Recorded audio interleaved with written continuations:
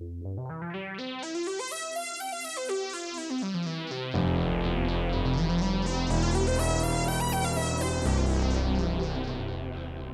and welcome.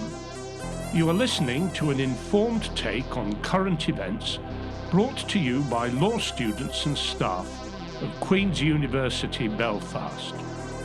This is LawPod.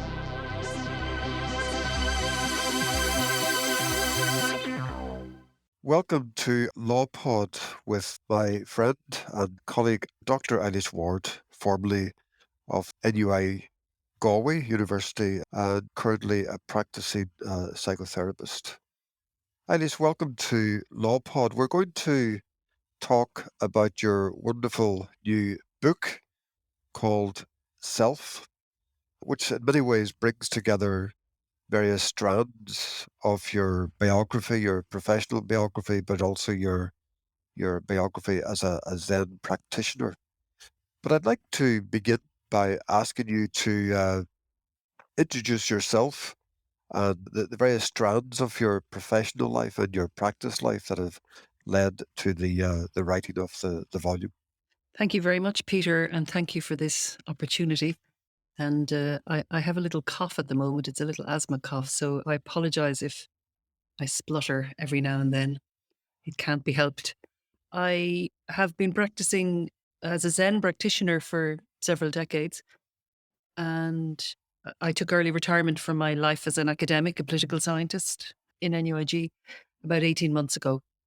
Part of that was to devote some more time to my Zen practice, but also to develop some. I have done some training in I've done training in psychotherapy, so I'm working as a psychotherapist at the moment, pre-accredited, but working towards that accreditation.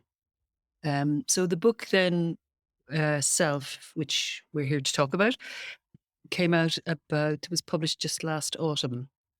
And so I've been working on that book for about 5 or 6 years, really, long before my early retirement. But the early retirement gave me the opportunity to send it in a slightly different direction from which it would have otherwise gone. It sort of began as a more scholarly book, and in the end, as I became much more interested in the emotional life of the neoliberal subject, and also beginning to reflect a little bit more on my own, being retired as an academic gave me the opportunity to bring in a little bit more of my own biography into the book. So I try and draw in some narratives from my own life where relevant, where they illustrate something helpful or interesting. Eilís, in the early part of the book, when you talk about the inspiration and the source of the work, you refer to a story about an encounter with one of your students. I wonder if you could recall that for us. Yeah, that was a very critical encounter in the life of the book, because I had been thinking about these ideas from a kind of a distant scholarly perspective and doing some reading, and but being very aware all the while of the way in which neoliberalism was having an impact on every individual, myself included, as a worker, as an employee, as a human being in this neoliberal world.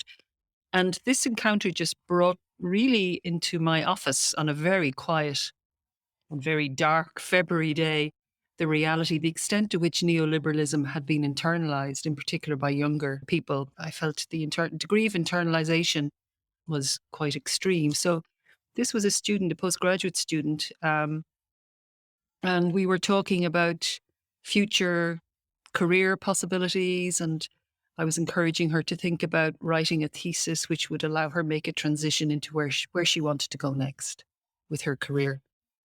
And she had struck me as being a very bright and competent and very able and very talented student, and young and energetic and so on.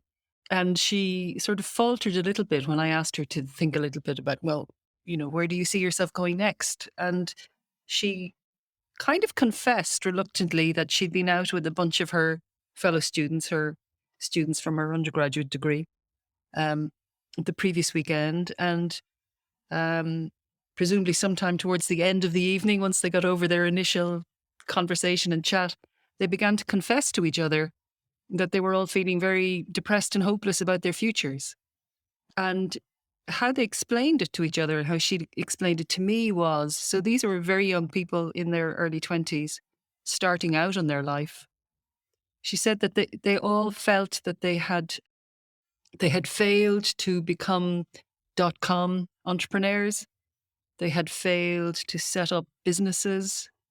They had failed to have, big internet profiles, followings. And they failed even, she said, as social entrepreneurs. They hadn't kind of set up organizations to rescue animals or feed the hungry or solve world poverty and so on.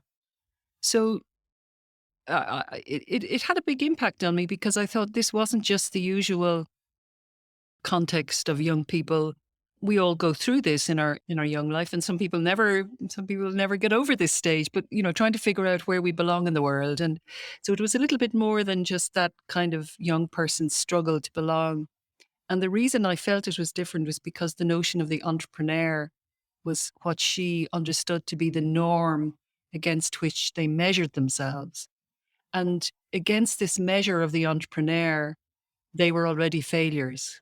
So even before their lives had begun, they considered themselves, because they weren't entrepreneurial enough. They didn't show that kind of entrepreneurial capacity or ability or dynamism, that they were already failures. And I found this to be quite disturbing. In a way, this story experience was a catalyst for thinking a little bit differently about the neoliberal subject as very present, very embodied, deeply embodied, particularly amongst younger people. Is the university context important when we think about the entrepreneurial self? Um, the university as an institution. Just given the fact that that conversation took place within a very specific context, um, do you think about neoliberalism and the institution of the university in relationship, or are these separate things? I didn't think about the context of the university in any way other than to think that these were all students who were quite privileged, actually. Students with good degrees, young people with good degrees from good university. This was a postgraduate student, young, bright, well educated, going out into the world. And already feeling themselves to be failures. So in that sense, it was sort of indicative of the depth, I think, to which neoliberal subjectivity had been internalized or was internalized. I didn't think much beyond that in terms of maybe you have some insights there. Maybe there's something you're thinking of. Yes, no, I don't want to divert the conversation too much, but clearly there are observations about the neoliberalization of the university as an institution, and the care that the university owes to students and staff, given the risks that accompany that kind of culture of super competitiveness and self critique, deep self Yeah. criticism. Um, let's move on then to your ideas around the neoliberal self, and then we'll talk about where that converges with your interest in Zen Buddhist philosophy. But let's just map out what you mean by the neoliberal self and the importance of that as part of our subjectivity, our experience, and how it goes well beyond the field of economics. Yeah. So maybe a good way of thinking about this in terms of just making some general statements before I say anything very specific is that we can think about, maybe we need to think a little bit about what is neoliberalism, because it's, it is a term that's very widely used. And yes, you're absolutely correct. It is more than just a set of economic policies or a set of economic doctrines. Basically, neoliberalism is the only game in town at the moment in terms of how we organize ourselves socially, how we organize our polities, and how we organize our society. But the ideas of neoliberalism as a particular stage of late capitalism were originally exclusively meant to be sort of ideas about the market, and have now kind of extended into every aspect of our lives. So we're talking about marketization, commercialization, shrinking of the state, ideas of austerity, perhaps as a permanent state of being. And for me, I think a very good way of thinking about neoliberalism is that it shrinks or reduces or invalidates the collective aspect of lives, the commons, ideas of public good or social goods. And it became very clear to me that while we think about neoliberalism and the shrinkage of, let's say, the welfare state and the emergence of private health insurance and private schooling and many dimensions of the ways in which market forces have penetrated every aspect of our lives, including kind of schools we choose for children, how we behave on dating, online dating sites and so on. So the out there of neoliberalism, all of that, I began to see that that was matched by an in here, if you like, in the psyche of us as neoliberal subjects, as individuals living and working and loving and raising families and being educated in a thoroughly neoliberal world. So it became clear to me that as I was doing the reading the scholarly literature, that there's a kind of a human being that is required to survive or not in this neoliberal world. And that's the neoliberal subject. And that the psyche of that neoliberal subject has been shaped and affected by neoliberalism as a set of, if you like, the external conditions or the out there. So neoliberalism brings insecurity. You can think here about the gig economy as the norm, especially again for young people. We can think about the flexibility and the precarity that constitute neoliberalism, and again, especially for young people. And we can also think, especially about the degree to which we are all being required to compete with each other for housing, for car parking space, for education, for just about everything. We have to compete for space on the motorway, getting into work in the morning, and then we compete for space to park our cars and so on. So that kind of out there of a deeply competitive world requires an in here, and that affects the psyche.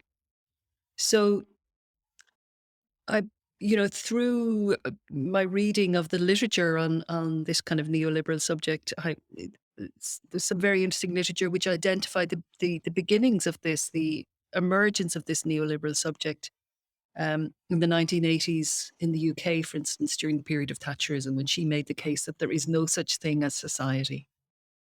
So if there's no such thing as society, then how do we as humans relate to each other in this as we cohabit or co-inhabit space? And under neoliberalism, it's through competition. So it seemed to me that the psyche of the neoliberal subject is primarily determined by two qualities. One is competitiveness, and the second is autonomy. So I developed an acronym, a very nice, handy little acronym. I did a lot of reading, and I sort of, there are multiple dimensions, but I reduced the complexity of the neoliberal subject to this acronym, which is CARP, CARRP. So it's competitiveness, autonomy from others, responsibilization, being responsibilized, resilient, perfectible, and always and necessarily positive, because the neoliberal subject is also required to be cheerful and positive, even in the face of great difficulties, because difficulties make you stronger and better. So the book treats all of these characteristics, and I certainly found myself agreeing with one of the Nicholas Rose, who's a British sociologist who first wrote about this, who made the case that the emergence of the entrepreneur, self as entrepreneur of self, constitutes what he called a revolution in human affairs. That this was something that was quite particular and quite different to this particular stage of late capitalism. Because it's not that, resilience and positivity and competitiveness, have never been around before, or it's not that some element of those is not, some element of those is desirable. We need to be resilient. We need to have a degree of positivity and willingness to get up every day and go out and so on and work. But under neoliberalism, all of these criteria or qualities function as a social norm to regulate our behavior, but also they contain punishments for failures, the failure to behave appropriately. So, for instance, if somebody is unhappy under conditions of neoliberalism, we might see that unhappiness is actually indicative of some kind of defect, a personal defect, or a personal failure, or a failure of the person. So, CARP, and I give plenty of examples in the book of responsibilization and resilience and positivity and perfectibility and so on as elements or as constituting the self under conditions of neoliberalism. It strikes me when you describe the neoliberal self in those terms that there are many institutions and individuals who would say, well, so what? That's precisely the kind of individual that you want to cultivate in order to thrive in a global competitive economy. So I wonder if I could just invite you to be a little bit more explicit in your own normative assessment of where that revolution, as Rose puts it, takes us. Just be a little bit more explicit about the judgment you want to make about the circumstances that individuals find themselves in, having internalized these norms. I think it comes back to the notion of autonomy and competitiveness. And what the neoliberal self is missing, if you like, is a sense of the social or connection with others, by which I don't just mean having friends and having people to go out and socialize with, but at the core of self is a view of the self that is isolated, individualistic, autonomous, separate from others, and it is that unit which the entrepreneur of self works on to enhance that self. And what's missing is connection, and what's missing is relationship. And to take a psychological dimension on it, we also know from all of the literature, there's a lot of literature on happiness. When are we happiest? Well, we are happiest when we are with others, doing things which we love with others, in which the ego has been put aside, or the sense of self has been put aside. It's called this state of flow. In other words, we are happiest when we are deeply kind of acting out of a place of interdependency or of relationship. So now there may be some who would dispute that and say they're very happy when they're on their own at their computer, communicating with the world. But the literature certainly says otherwise. And the other dimension is that neoliberalism has coincided with what is sometimes, and I think not correctly, but is sometimes characterized, certainly in the media, as a tsunami of what are called mental health problems. And again, there's data that shows that rates of anxiety, depression, I guess those two are probably the biggest, anxiety, depression, but also loneliness are extremely high now and are higher now than they have been at other times. And also are higher in Western societies than in non-Western societies. And even then, within some Western societies, more than others. So, and the case I make, and again, drawing from literature, is that this is actually a function of or a result of our increased neoliberal society, or a function of the kind of isolation and atomized individuals that are required under conditions of neoliberalism. So, in other words, it's making us sick. Neoliberalism is making us sick, mentally unwell, emotionally unwell. And partly this is because of the loss of self. And I guess this is where I maybe need to start thinking about a Buddhist account of the self, because when I was thinking about all of this, indeed, your question was constantly in my mind. Well, this is how it is now. People would say we just have to get on with it, and we have to learn to be flexible, and accept that this is the reality. There is no alternative, as Margaret Thatcher used to say.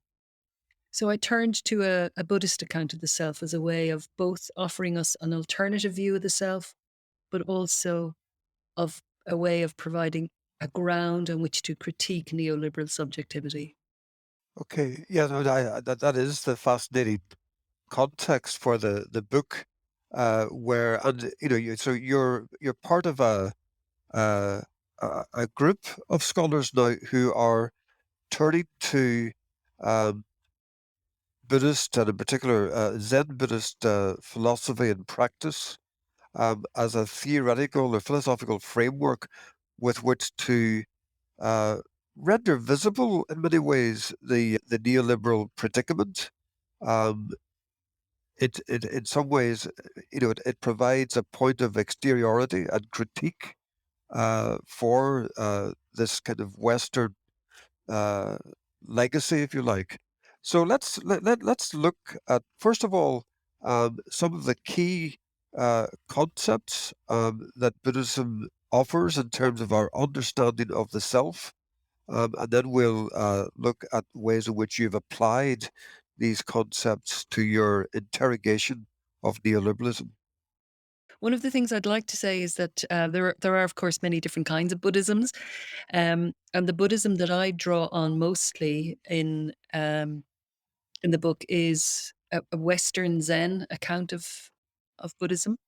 So when I speak about Buddhism, what I'm really speaking about is Zen Buddhism, and it's helpful maybe to think here about what happened to Zen Buddhism when it landed in the US initially, particularly in the 1960s and 70s. It met with the civil rights movement, the environmental movement, the women's movement, all kinds of new social movements that were trying to articulate, find a place or articulate a place which rejected some dominant Western values.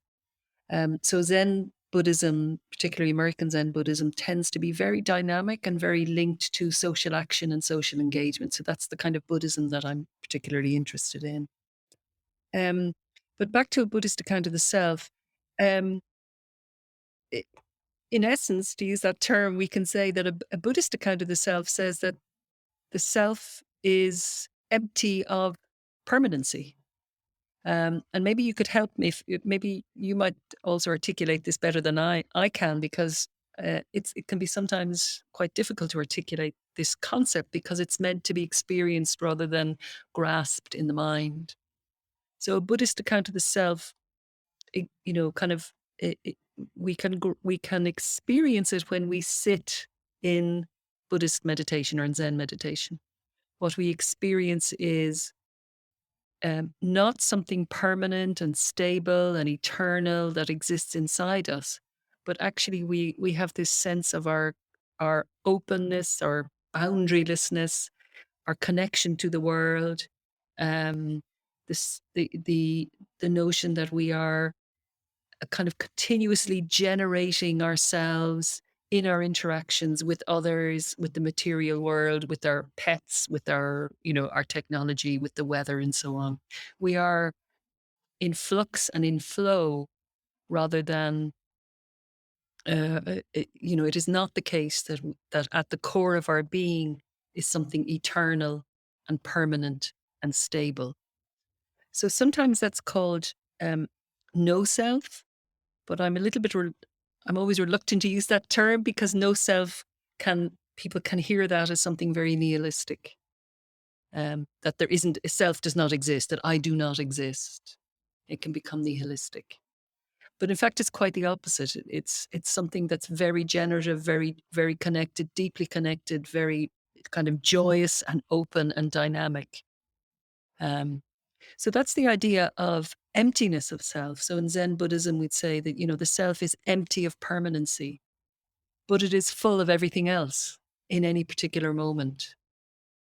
I think that hand refers to interbeing, so that it's Interbeing. it's it's very close to that sense that it's well, we use the word intersubjectivity, so it's not a million miles away from that sense that the self is a construct that is in dynamic relationship with all of the elements that are not immediately identified with the self. So it's Yes, a form of exchange, if you like, or a symbolic exactly. exchange. Yeah, yeah.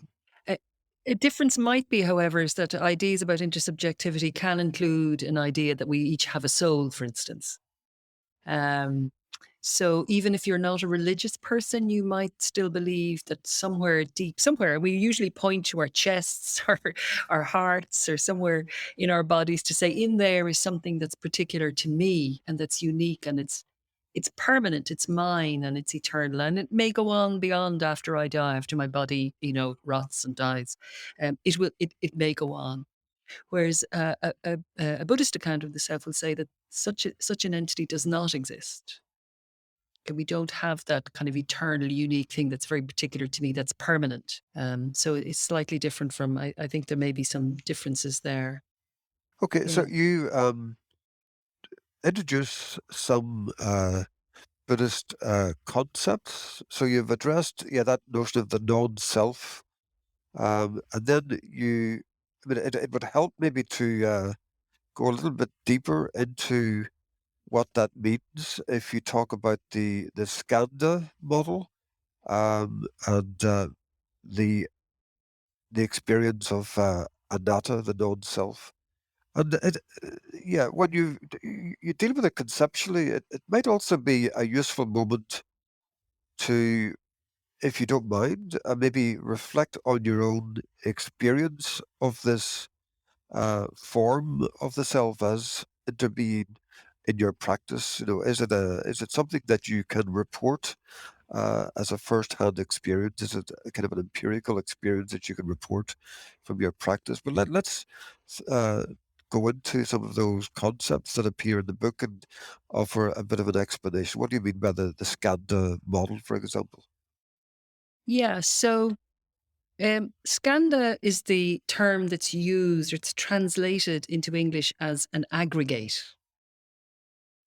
And the idea, what I'm about to talk about and try and explain, is an explanation for how it is we come to believe that there is an I that is permanent and stable and eternal. Um, so the idea is that in every moment there's a process that's kind of quite complex and that is often beyond our conscious awareness. In fact, most of the time it's beyond our conscious awareness. It's habit very often.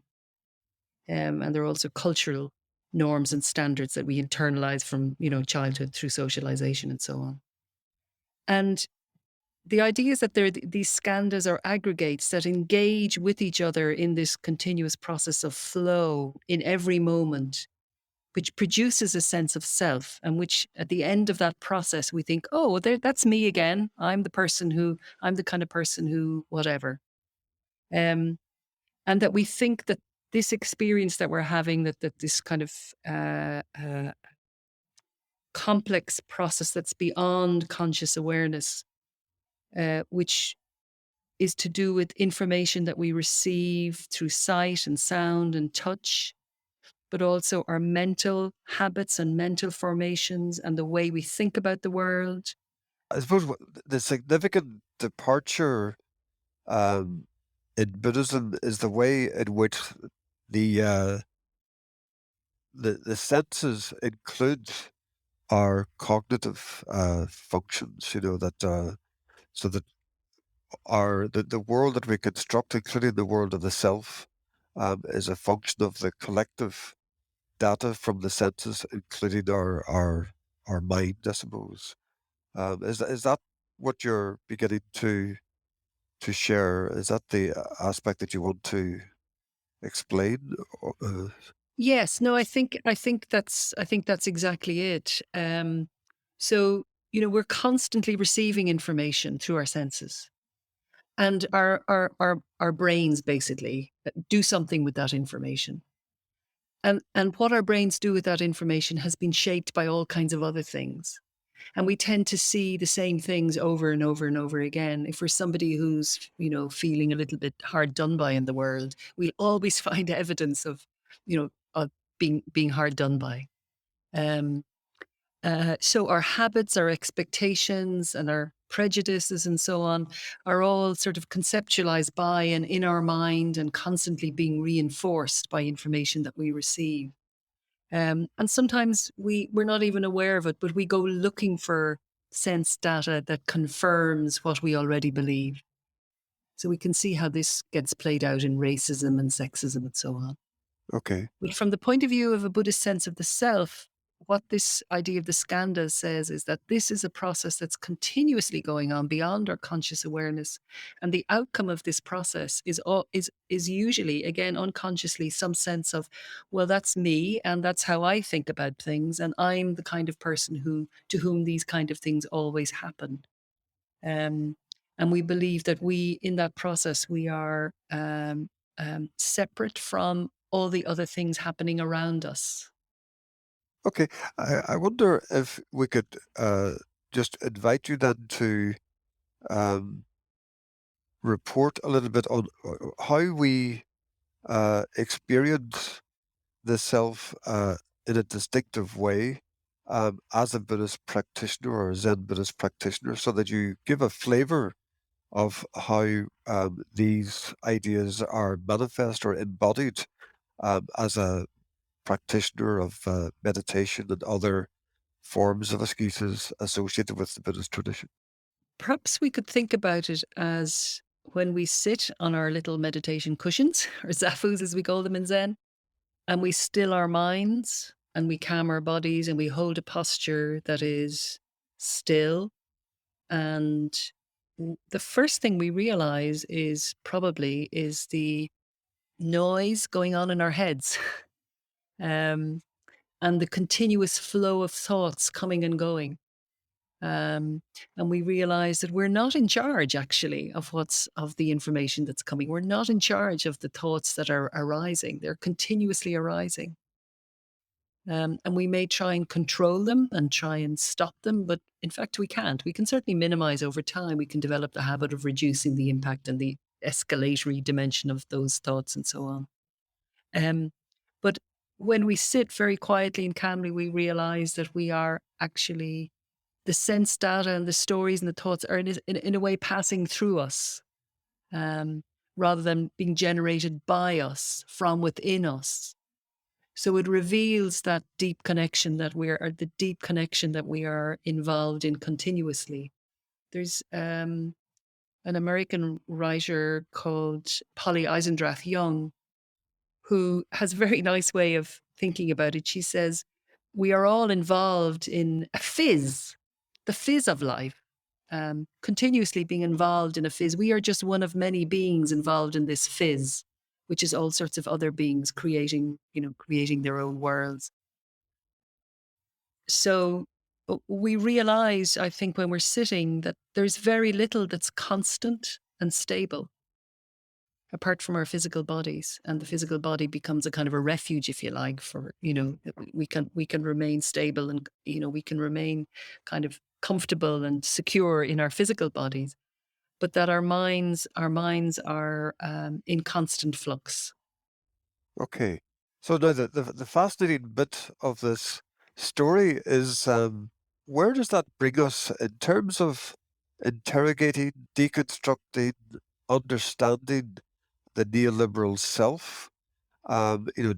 Does the Zen Buddhist literature and practice and philosophy offer us something unique in terms of meeting this neoliberal moment and how we might maybe adapt in a more healthy way to these conditions? Can you talk a little bit about how the insights from Zen Buddhism have allowed you to interrogate and maybe offer some insights into how we meet this particular moment, the neoliberal moment? Let's take environmental issues. I think this might be a good way of thinking about it. And this is again your area, one of your areas of expertise. And I know you have worked in this area too. So, you may have something to say. If we think about the environmental crisis as something that's happening out there, then we fail to see the fact that we are all creating and part of this environmental crisis. A Buddhist approach would encourage us to think about what we, call the natural world or nature as having inherent value. We value it for all, we can value it for all kinds of reasons, for its beauty, for, pleasure, for what it provides for us. Um, but neoliberalism has encouraged us, based on the idea of the autonomous being, the competitive individual, who must go forth and in a competitive way, aggregate resources to support the self, to compete with others. This approach to the self encourages a kind of a worldview which sees the natural world as inert, as there for our purposes, as there to be conquered, um, as there to support us in our needs and our individual needs and our individual desires and requirements.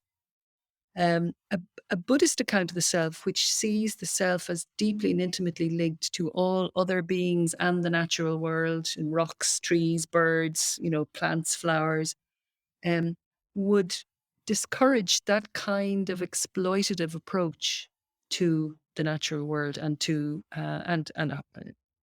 to how we view the natural world, because it encourages us to think very differently about how we relate to the world around us. Okay. And I'm just wondering if we could also highlight the way in which the the practices of Zen Buddhism foreground the quality of our attention uh, in uh, in the experience and cultivation of this relationship to the self, this dynamic self.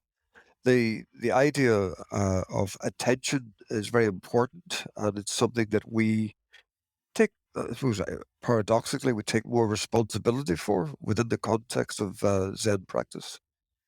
Can you say a little bit about the importance of the attention economy and the way in which the Buddhist insights invite us to take care of the quality of our attention, especially in a hyper mediatized age, with all of the consequences that flow from that, including the environmental consequences? Is that one of the connections that you want to make, or is that something that's quite extraneous, maybe more particular to my own work? I think it may be. I know you have written about and talked a lot about the attention economy um, and the capturing of our attention that is ongoing, and I think I don't directly talk about it, partly because others have written about it. But certainly, neoliberalism and the neoliberal self is a restless, kind of sensation hungry kind of individual, um, who cannot kind of rest in one place, must always be competing, watching out for the self, continuously having to upgrade the self, retrain, look good, engage continuously in new technology, multimedia levels of engagement. A Buddhist self, I guess, is ideally a kind of a very different beast, or at least somebody with a Zen practice or with a Buddhist practice is continuously the encouragement or the invitation with the Buddhist practice is continuously to be present to this precise moment, in any moment to this precise moment. So it brings the attention back to the self and in relationship to the the world immediately around the self. I'm I'm not quite clear about the insight that you're bringing in terms of how we might encounter or navigate the neoliberal institutions and culture differently, uh, given what you've said about the Buddhist insights. And I'm wondering, is one way to think about the contribution of Zen Buddhism? Is it to think about the understanding and insights into the forms of human suffering? And are you saying that in some ways that the neoliberal culture targets and amplifies those forms of suffering, dukkha, in the language of the Buddha? Yeah, I mean, one of the things that we didn't really talk about is an argument I make about something called the therapy culture. So much of the book really focuses on kind of ontological questions, the nature of being, rather than action, rather than engagement, rather than critique. I'm trying to set out a kind of a framework for understanding the ontological condition of the self, and the competing or the different kind of ontology that Buddhism contains. Consequences, I guess, are something else, or what to do with that thinking is something else. But one of the arguments I make in the book is that we are suffering as humans under conditions of neoliberalism, and I do think young people in particular, you and I have had experiences of a different kind of world, and I think young people in particular are suffering greatly, and that is showing up in the data on emotional mental health issues. But alongside the emergence of neoliberalism has been something called therapy culture.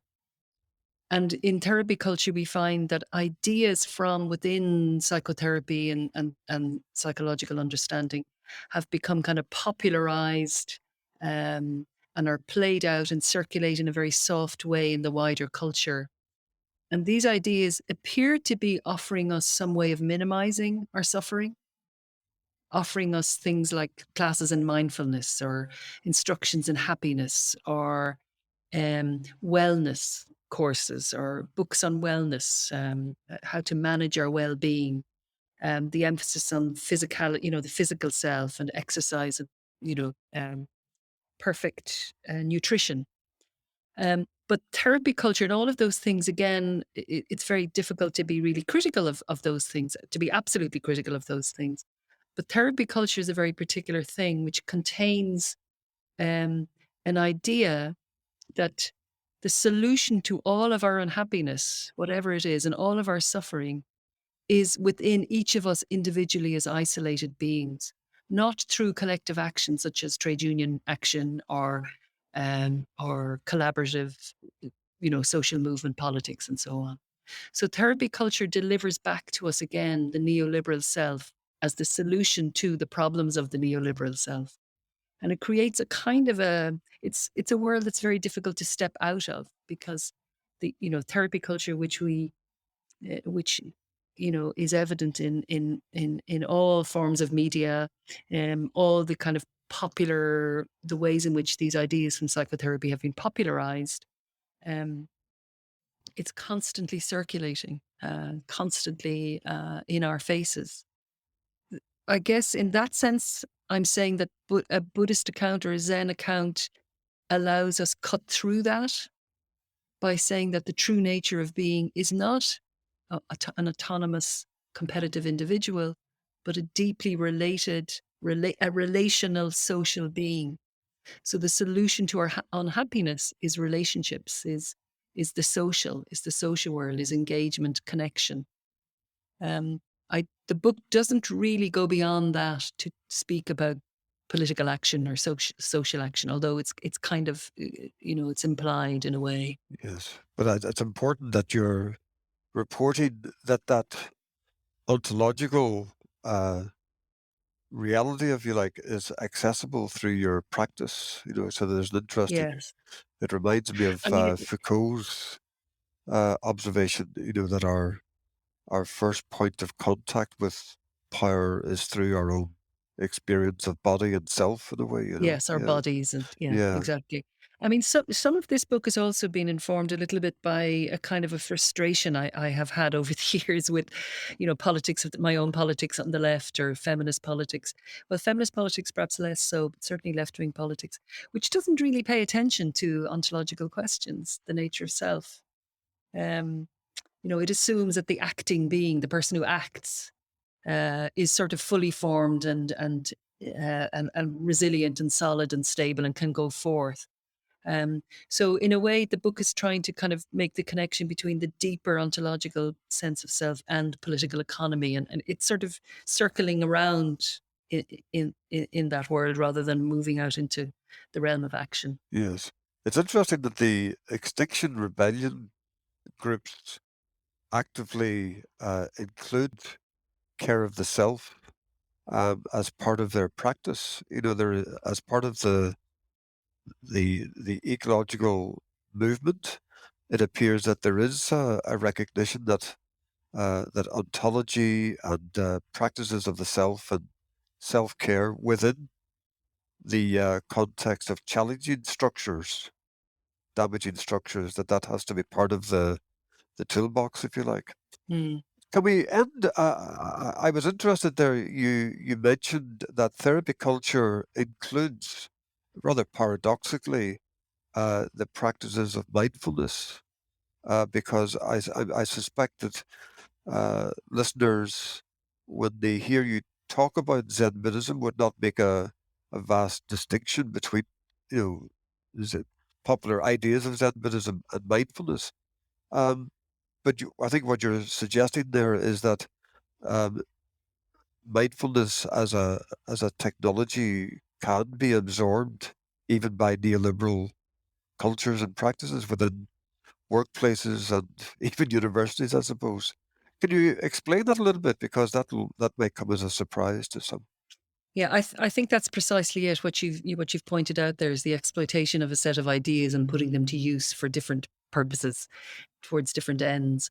And a distinction I draw in the book in order to understand this is between what I call sati-less mindfulness and a Buddhist mindfulness, which is steeped, which comes from the idea of sati. And um, maybe the simplest way of thinking about it is that in a Buddhist practice, um, the mindfulness is not separable from ethics. It's not separable from ontology. It cannot be extracted from the nature of being, which is empty and relational, and it cannot be extracted from ideas of ethics, which are ethics that are of responsibility that arise because of our relationship with the world, our deep interrelationality. But sati-less mindfulness has separated the tool, the practice of sitting and clearing the mind and focusing the mind, from both ethics and ontology. And this is the kind of mindfulness that is called in some of the American literature Mac mindfulness. It's become kind of standardized and is packaged and sold in, corporate settings and universities and schools and so on, and is offered as a way of solving every single human dilemma that we have.